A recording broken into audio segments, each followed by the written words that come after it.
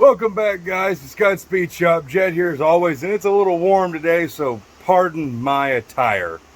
Okay, had to get that out of the way. I want to show you guys some stuff, and by some stuff I mean, ooh, god dang, look at that. Yeah. I went and raided my own parts hoard stash. As you saw in the last video, Daniel and Ed were here, gracious with a blower. I already had that intake from Ed from years ago. Got a bunch of these 750 double pumper tunnel ram carbs that we're gonna prep and make work for the blower. I got my frog mouth scoops out, just wanted to see what that looked like. I think they kind of work. I don't know. We'll see what happens with those. My old Wyans, I've had these for, oh God, a lot of years. And they got offie breathers, and I've been waiting for the right engine. I think this is the perfect engine because, yeah.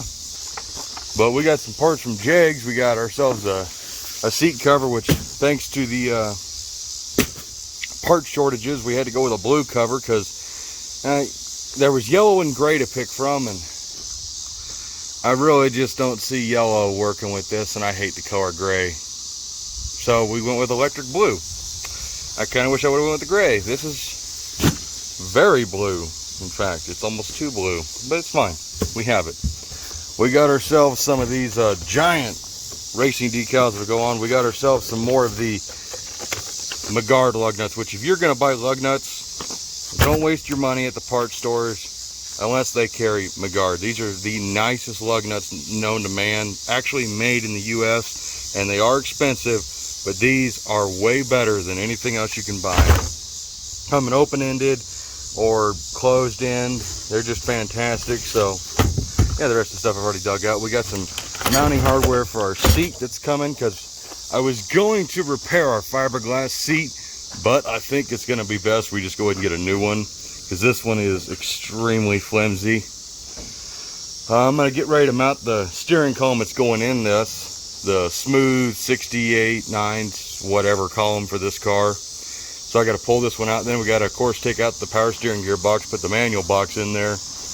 And of course, there's a lot to do here mock-up wise with the motor plate we got from Daniel. That's how we're going to mount the engine. We need to raise it up a little bit. And as far as the door, now, I did show a little bit of this. It's hinged. I still got to add those 2 bolts there. And yeah, if you're curious what that hinge is, that's what they are. Literally, hardware store, brass. They're just brass plated freaking door hinges for cabinets, but that's basically what they had on this car.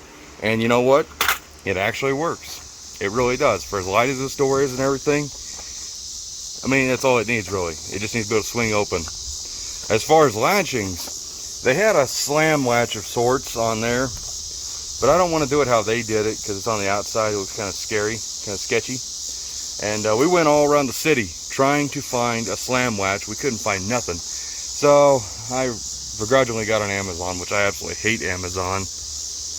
Actually got these. These are stainless steel, supposedly, probably made in Taiwan, China. It's actually really nice. But instead of just using one, I'm going to take 2 and mount them, one up here and one down low, so that I have double latches. And these things are actually pretty robust. I got this little striker plate. I'm going to bend this up. It's getting hot up there. And I'm going to build a rod that'll lock these together, and then we'll have a cable that actually goes through that hole right there, so you can open it from the outside or the inside. And as far as the passenger door goes, we may end up brazing that back on or welding it back on. I don't know yet. Really don't need it. There's no point in having a passenger. I know safety concerns, but we'll get to that. We ain't worried about that door just yet.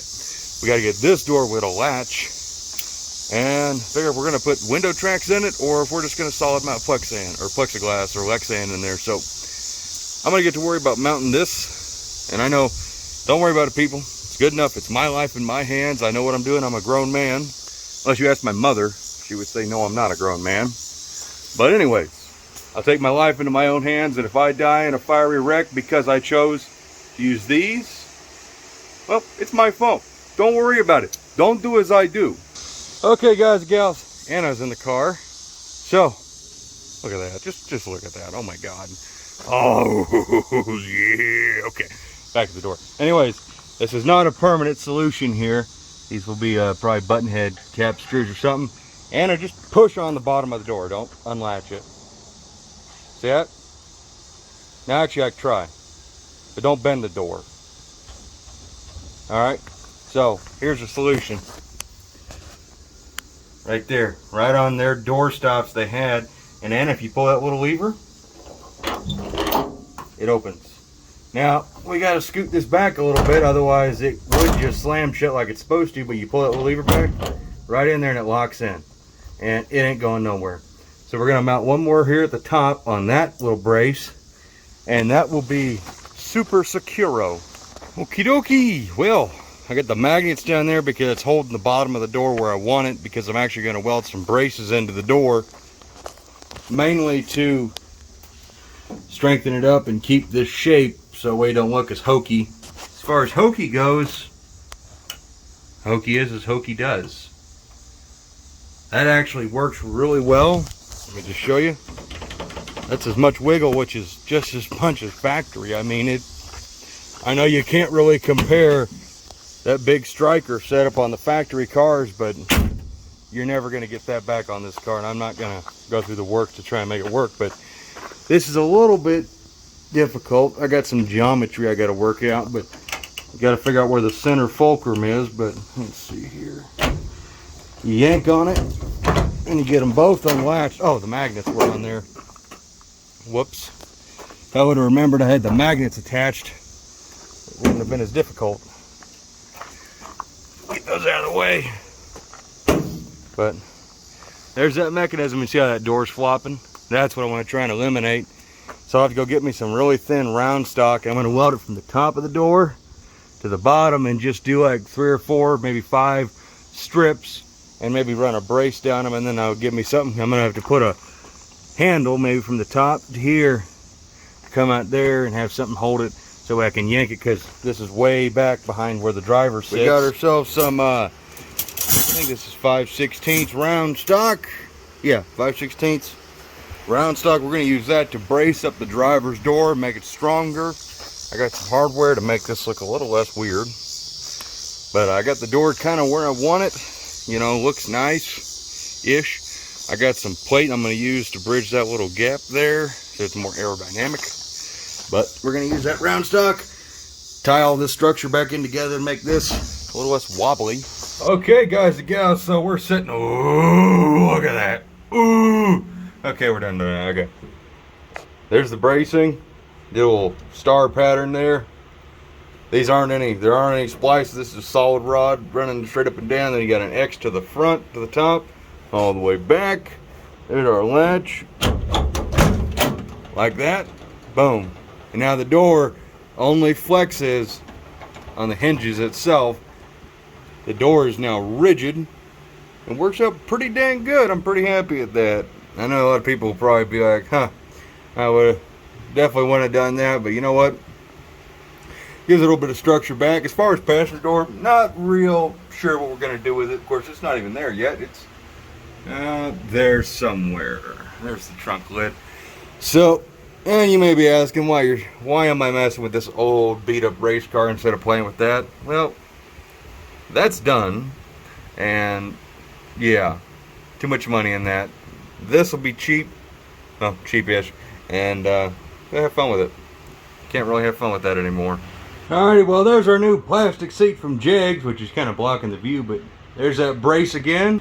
Now, what I really want to show you is this, an aero mod that Dad was convinced me to do. I went and got some really thin aluminum. It's basically like dryer ducting material, and just got done contouring it to the body to try and give it the appearance that that's actually the door. I didn't really have enough down there, and I don't really care. I'll paint all this, but it's pop riveted in place, and it seals up that almost 1/4 inch gap that was there, because our door is all the way up here where it needs to be. Looks pretty good. So that is that door. We'll call that done. Woo! We'll get this thing outside and we'll get a look at it. Okay, so here's your final update for today. This door, which we were thinking about welding back on solid, which honestly should have just done that. It has hinges on it now. Let me move these magnets. Guys at Rabbit Trans, I don't think they understand how much I really love those magnets. But this door opens now. I'm gonna go get some more 5/16 steel round stock because I'm gonna brace up this door, and then we'll work on a latch system, which is opposite of what I did on that side. But I don't know if I've got any more latches that'll work for this door in particular. Get in there. But the other door is on. I ain't got to hold it on with a bungee strap no more. Yeah. Okay, here we go. Oh, you've seen that door? All right, Anna. Show them how rigid the door is now. I'm pretty sure we've shown how floppy that thing has been. Anna, open it. Look at that. And by the way, this door, I'm showing you proof of concept. Hardware store brass plated hinges. That one is kind of coming apart, but that's because the way it's mounted. And they had that one latch. Look at that. It's like a regular door. I mean, other than these tabs still sticking up, but you kind of pick up on the bottom and get it locked in into where they had the door welded. You get a latch on there. It's actually really nice gaps. Right now we're just using the bungee cord. There's a hole right there. But, yep, moving right along, and I want to go show you guys some parts that got delivered. Come on, Anna. So I didn't video anything, and I feel bad, Ryan, especially now. My buddy Ryan Barsness and his dad came by, and they got a YouTube channel. His name, Ryan Barsness. We'll put a link up in the old corner right there. Go check him out. He's got some really freaking cool cars. 69 Super B, Road Runners, all sorts of really freaking cool B-body Mopars. And he's going to this No Name Masters thing, and he's a really nice guy. They sell parts on eBay, and they got a lot of nice parts, as you can see. Look at this perfect condition 70 duster lid. If you don't know, this trunk lid is 1 year only, as far as I know. It doesn't have that rib in the center. Maybe they used it in 71. It says 70, 71. But I mean, it is mint condition. There's not a nicer trunk lid in the world, I don't think. But we're not really here for that. We came back here because they brought us some low back buckets for a 65 Barracuda. Oh well. I can't really use them for nothing, but they're there if anybody needs them. They don't like A-bodies, which is fine. I don't like A-bodies either, but I got so many of them for some stupid reason. But what I'm really here after is they brought me this hood for the old Barracuda, and it's going to be the perfect candidate to chop up for the blower. I know it's going to hurt some people's opinions. They're going to be like, well, get a fiberglass hood. Well, nah, it's too much money. It's like 300 bucks, and that was kind of, when you kind of mark it all down, I didn't pay a whole lot for all this stuff. They hooked me up really good, and they're really reasonable on all their prices. So if you guys need parts, go check them out, and especially go check out Ryan on his YouTube channel. Really nice guy, and he's going to have probably a little clip of the Pro Stock running. I fired that up for him and his dad, and kind of knocked out their eardrums. So there's that. What do you think about it, Anna? I think we're having fun. That's weird. She is so short. So incredibly short. Oh my God. Which, by the way, you'll see her truck out there. She has been driving. It's good. That's good. So I'm going to get a latch system set up for the passenger door. And then the next thing you're going to probably see us do, either in this video or the next one, is we're going to be, you see where this tire is really clean? Well, they modified that tube right here on the fender wells for a street rod or something. And unfortunately, the way it's modified is it rubs that tire. So we're going to cut this tube off free where they added on, cut it down to the bottom. We're going to redo this tube back where it should be, which is in line with this tube. And then it'll no longer rub, and it'll be easier to pull in and out of the car, out of the garage. Of course, by the time I'll be done working on it in the garage, but that's got to be fixed. We can't have a hot header on the tire, right? It'll melt the tire, won't it? Yeah, it will definitely melt the tire. All right, Anna, what you got to say about it? I say that I provided this idea when we were in Menards, but you know what? He said, no, that won't work, and then had to go and do this system on the driver's side, and then decided that, oh, this works better. See, here's the thing. I have kind of a redneck beard going on because I haven't shaved in a while. So, I wasn't ready to embrace my inner redneck, inbred, methed out, trailer park, white trash. Yeah, that. See the level of sophistication between the two of us? So, I will say this. I did not use the hardware from the kits. However, I would say I'd have my lovely assistant demonstrate this. Well, there's only one room for super sexiness in this garage, so Anna, hold the camera. Okay, look at the door. Look at these beautiful gaps. Look at this. It's gorgeous. And don't mind my bandage. I burned myself. Look at it. It's like Boyd Coddington level of quality, or Chip Foose. Now, Anna, you step back, but don't trip. Watch this. One finger. I gotta find it. Here it is. Look at that! Boom! And you want to shut it? Not going anywhere. But you want to see the beauty? This freaking gate latch for your garden. Look at this. Look at it! 1/4 bolts. You got 2 there with lock nuts, grade 8. You got 4 there, lock nuts, grade 8. Check that out. And, Anna, make sure you get the shot. Make sure you get the shot. Boom. Latch ain't going anywhere. It went there. Shut right again though. And so what you can do is now you can effectively drill a little hole, run a cable in there, and you can yank it, and that'll open it from the outside. And oh yeah, we got this braced. So I'm thinking about actually removing those fancy latches over there that we spent a lot of time prototyping. I'm gonna put a gate latch on that side too, because that door still has a little hang up to it. That looks nice. That would probably pass tech faster than this would, but this is simple and it really does work. So never pass up the most hillbilly, hotep, bum screwery, white trash, methed out trailer park solutions to your race car. Because honestly, if this passenger door fails, I ain't got to worry about nothing, because it's not like I'm going to find a way to tumble through this network of cage work to make it through this door. It's that door that stays latched is the important one. Right? Sure. Cool. Okay, let's go get dinner. It's late. Alright, well, we're back. One last day of working on this for this video. Appreciate you guys for sticking along if you've been through this whole deal. So, it rained really hard last night. We are taping up the blower again. Mom's working on that. Dad is working on a cable system to actuate the door. So that way it'll have like a cable and pulley system, so we'll be able to pull it open over here and from the outside on the driver's door, and maybe do something with the passenger door. What I'm going to work on is this header. So we got to fix this header. So we got some Sawzall blades, and we're going to cut this tube back off where they modified it here and here. And we're going to get this tube angled back in line with this tube like it's supposed to be. So I'm going to work on that. Say a prayer for me, because I don't want to screw these things up.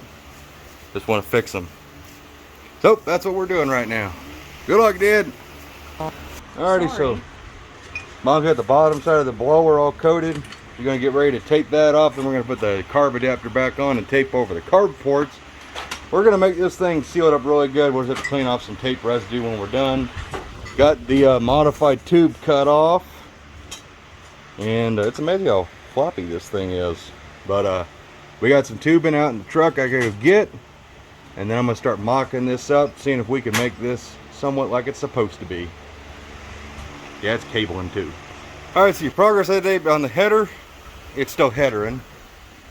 I want to show you this. They didn't have any of the little crimpy deals, so we just got clamps right now. We'll change this, but Dad, open. Look at that. Look at that, like a regular car door. Still stays latched. We'll paint that little end there probably bright red or something, so that way people know that's how you open the door. And I'll come over to the other side. Alright, shutter. Latches, pull. Opens it. And then all you gotta do to open it from the inside is just pull on that rubber hose right there. And that opens it. Waddy freaking la. Waddy fucking law. Mother Mofar would be proud of me. I mean, it works. That's all it's got to do, really. So that will conclude the door saga. You could hang one of them little red things on their pull before, you know, like on a jet engine. Oh, remove before flight? Yeah, remove before flight. Yeah, a remove before flight deal. How come Dad gets an umbrella, but I don't? Well, I don't know, because I was hot and they ended up just having it on him. So. And you give me crap about making Anna go fill my tea glass. I got new shoes. He got new tools. And I'm old. 3 pairs down. Dad buys a pair of shoes. Oh, these feel great. Next day, oh, these suck. It just took Mama. He worked on my big toe. Yeah. All right, well, I'm going to go work on my header. Thank you, Dad, for getting that done. Alrighty, well, we're out here. We're test fitting the headers. We got them kind of fixed. We probably need to suck this tube in a little bit. But now what we're running into is now we can have the tires straight. However, when we turn the tires left, just barely, they hit both those tubes now. And this tube's never been modified, so that's probably one of the problems what you got with trying to put fender wells in an A-body. That side's fine. That side doesn't seem to ever hit. Other than it hits the shock tower right there. Well, what's left of the shock tower. And the back of the motor's probably going to go down some. Yeah, the back of the engine needs to go down. So that's going to make it worse. Yeah. Ugh.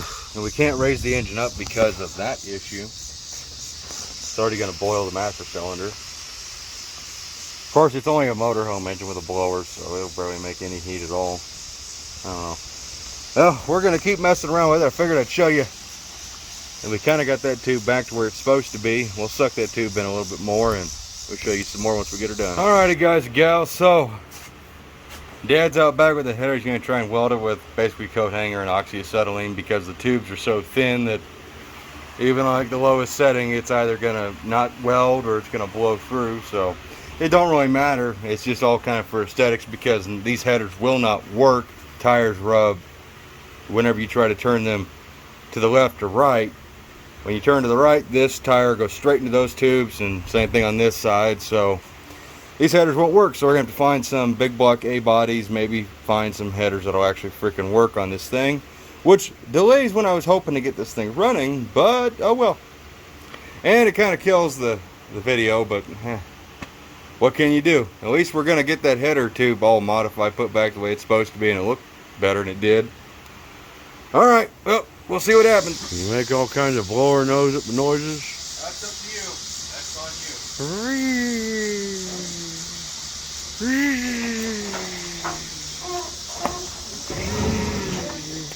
Oh, shock is still dragging.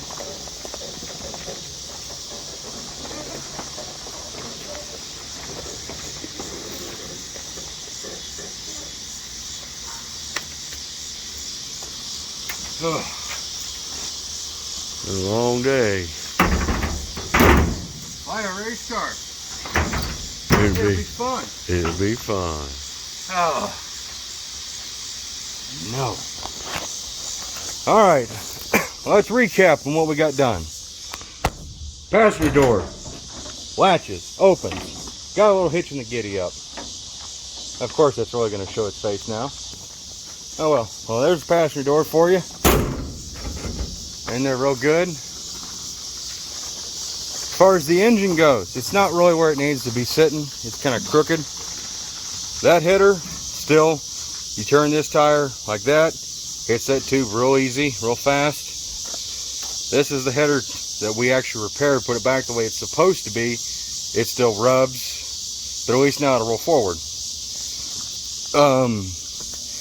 The Speedmaster studs I bought to mount the blower, actually they're pretty nice for like 30 bucks. Except that hole right there, there's an issue with that on the blower intake side. Probably not going to keep Jezebel's hood scoop on here. One reason why I put it on is that it'll help keep rain from keeping it out of the carburetors. We taped up the underside of the blower, the intake, both sides of the carb adapter, so rain can't get into the blower now at least. Thank you, Mom, for doing that. And so we'll probably, I don't know what we're going to do with that. We got to figure out headers. I don't really want to go to a 24-inch tall tire, which is what most guys got to do. It just looks not cool. Dad's little latch here. Look at that. We've got some finish work to do in here. We got to get some of the actual little clamps instead of just the bolt-on clamp style. But now the door actually, look at that, nice and secure. Get the steering column out of here, get the good one in there, get the seat mounted, harnesses, and get the actual engine and tranny in here once we get the torque converter from Daniel. And we'll be able to actually do final mock-up and get everything figured out. I got a viewer who's selling me a A-body motor plate, which we might use instead of Daniel's, just because it'll actually fit on the frame rails instead of having to build out-rigging plates and all that stuff, so we know it'll fit right. I don't know yet. We're still figuring that out. Okay. A lot of things. You know, before we can really get anything done with the blower, with the snout, we got to get the actual engine in here and figure out our measurements. That's very crucial. Tomorrow we got a lot of driving to do. Dad's got tomorrow off. It's Monday. But I think I got us an 8 3/4 found with 456 gears and a spool. Gonna have to replace the axles in it, but it's a heck of a lot narrower than this 7 1/4. I think it's like 6 inches narrower, so that might work. I can't remember off the top of my head. I think it's like 48 inches wide. But yeah, progress is progress, and I hope you guys enjoyed this, found something entertaining in it, even if it's my suffering. So as always, guys, thank you for checking it out. Hope you enjoyed it, and we will continue on with the saga of the Barracuda. So look forward to seeing you guys in the next one. As always, take care, and like that, Dad is here, so bye-bye.